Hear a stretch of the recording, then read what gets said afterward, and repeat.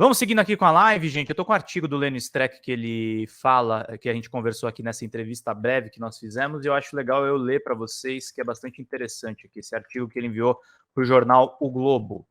Hermenêuticas criminosas. A interpretação errônea da lei pode causar efeitos colaterais como a invasão de prédios dos três poderes. O resumo é sensacional do artigo de Lênio Luiz Streck. Vamos entender direitinho a justiça nesse aspecto. Vou aumentar aqui a letra para ler com vocês. Desde 1893, nenhum juiz pode ser acusado do crime de hermenêutica. Foi Rui Barbosa quem lançou a tese ao defender um juiz acusado de distorcer a lei.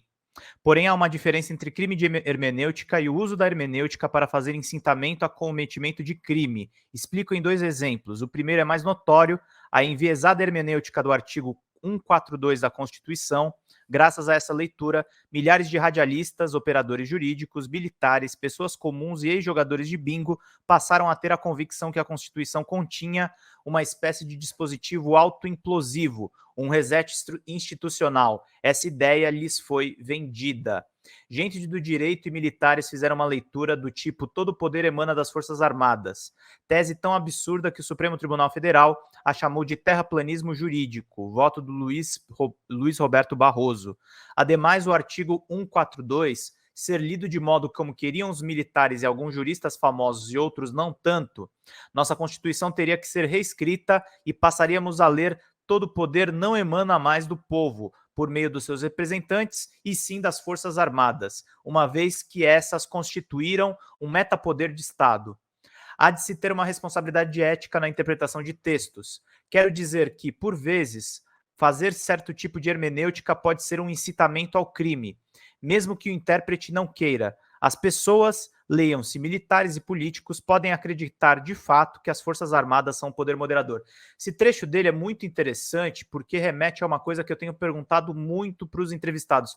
Eu sinto que os militares brasileiros, alguns da ativa e outros da reserva, estão presos na mítica que o Exército criou em 21 anos da ditadura militar. Por isso que o Lênio é inteligentíssimo, Jussara. E é por isso que vocês têm que mandar superchat para eu chamar ele mais vezes aqui, porque a conversa com o Lênio é sempre muito boa. Vamos seguindo aqui. Por isso, juristas deveriam avisar na bula que sua interpretação pode causar efeitos colaterais como a invasão dos prédios dos três poderes, como ocorreu no dia 8. Não se diga agora que quem leu o artigo 142 tortamente pode tirar o corpo fora.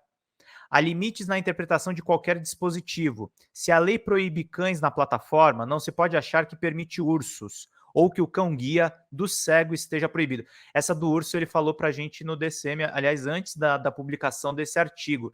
São ideias estapafúrdias que acabam ganhando tração por meio de uma leitura completamente torta das leis brasileiras, gente. É muito interessante isso que ele está apontando nesse aspecto aqui do artigo dele. E veja o grau de culpa do general Augusto Heleno, que... Espera só um pouquinho. Caramba, me perdi aqui na leitura. Que, em agosto de 2021, disse numa rádio e TV que o artigo 142 é bem claro, basta ler com imparcialidade. Ele existe no texto constitucional, é sinal que pode ser usado, SIC. Incentivou quantos crimes o preclaro general? Onde estava o Ministério Público? O segundo exemplo de má hermenêutica foi interferir na nova Lei de Defesa do Estado Democrático, a 14.197 de 2021. Garantia a livre manifestação golpista, desde que pacífica. Até os comandantes militares entraram nessa pataquada anti-hermenêutica. Leiamos, não constitui crime a manifestação crítica aos poderes constitucionais, nem a atividade jornalística ou a reivindicação de direitos e garantias constitucionais. Por meio de passeatas, de reuniões, de greves, de aglomerações ou de qualquer outra forma de manifestação política com propósitos sociais. Ora, incitar golpe militar em acampamentos e programas de rádio e TV tem propósitos sociais?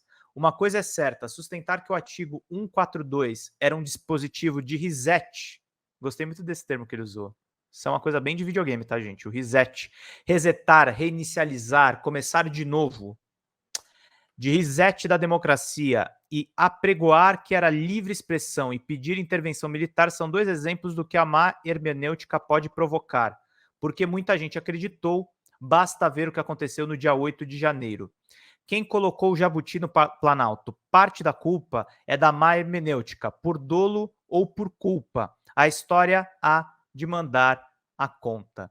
Artigo aí do Lênio Luiz Streck, jurista, professor e advogado, é autor da Hermenêutica Jurídica em Crise.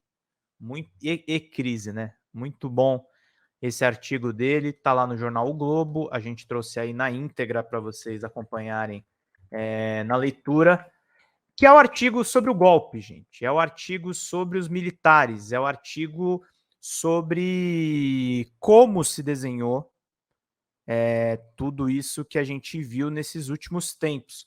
O jornal o Globo foi cúmplice de muitos golpes, mas é importante dizer, o Grupo Globo, ele tem tido uma postura de revisar muitos dos posicionamentos dele. Um dos maiores jornalistas lavajatistas do Grupo Globo, que o Lênin, inclusive, teve embates públicos, é o Merval Pereira. O Merval Pereira, para vocês entenderem, não é só um nominho.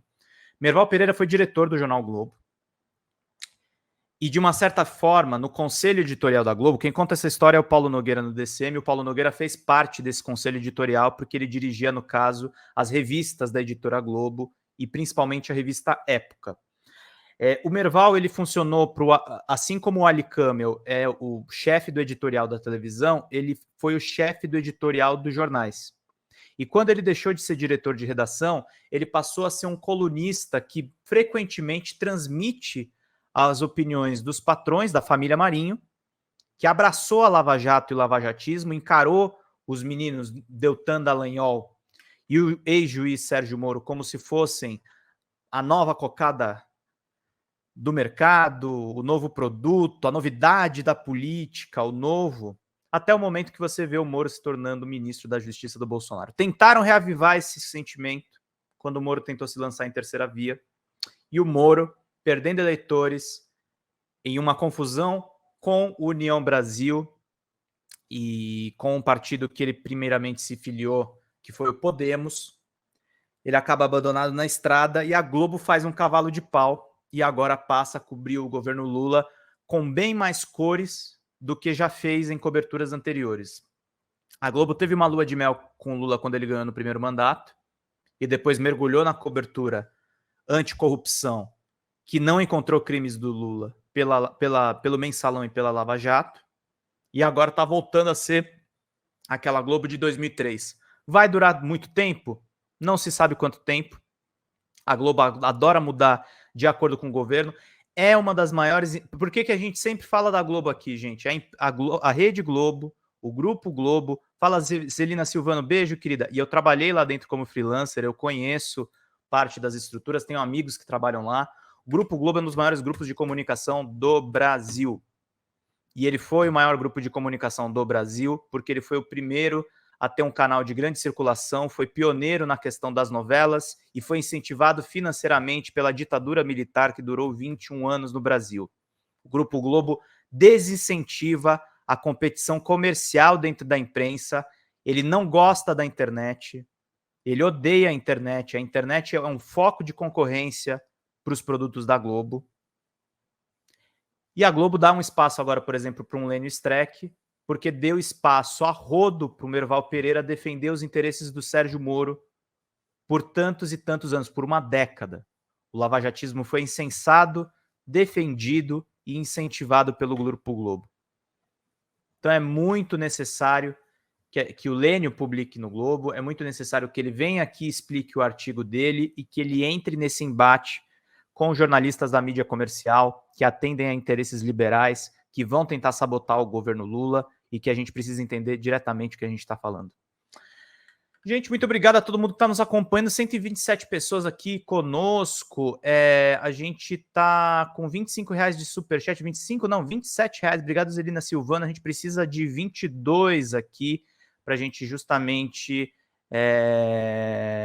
continuar fazendo. Só um pouquinho. Só para a gente poder prosseguir aqui. Então é muito importante vocês mandarem superchats. Quando a live terminar, a gente tem um recurso muito bacana aqui embaixo, que é os 3 pontinhos, que é o valeu demais. Você clica aqui embaixo se for no celular, se for no browser, aparece os 3 pontinhos ali do lado, e a gente pode fazer esse trabalho muito necessário.